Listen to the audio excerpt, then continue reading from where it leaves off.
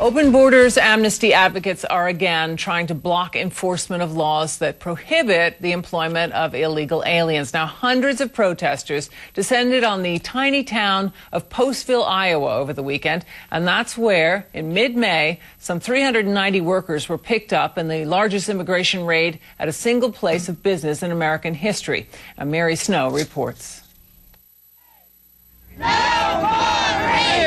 On one side, hundreds of demonstrators chanted no more raids.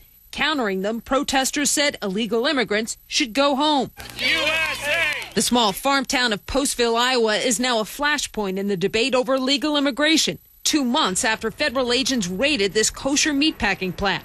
During the raid, they arrested 389 illegal immigrants, most of them from Guatemala. Federal prosecutors say nearly 24 of the workers who were rounded up were under the age of 18.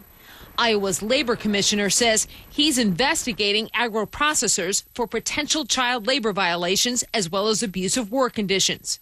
A member of the family that owns agro-processors faced cameras Sunday. A lot of the stuff is allegations that have yet to be proven. A lot of the stuff is rumor, outright lies. There's a lot of stuff out there just floating around. But New Jersey Congressman Albio Sierra has met with families involved in the raids. I have to tell you, in all my years, this is the most shocking thing I have come across. You had to be there to see those people cry in front of you, the children crying, kids asking me, when is my father coming home?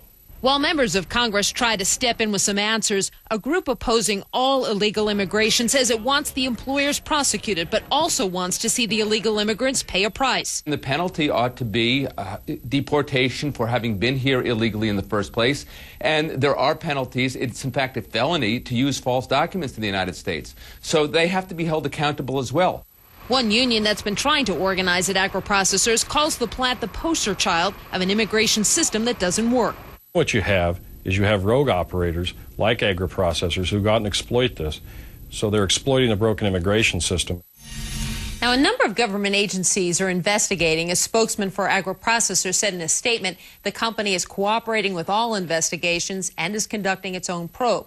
Now, it also says it does not hire underage workers. Kitty? All right. Mary, what happens to the people who were detained?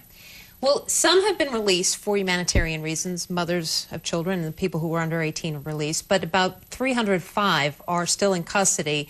They've been charged, some convicted. Most are being sentenced to 5 months in prison and then after that face deportation. All right. Thanks very much, Mary Snow.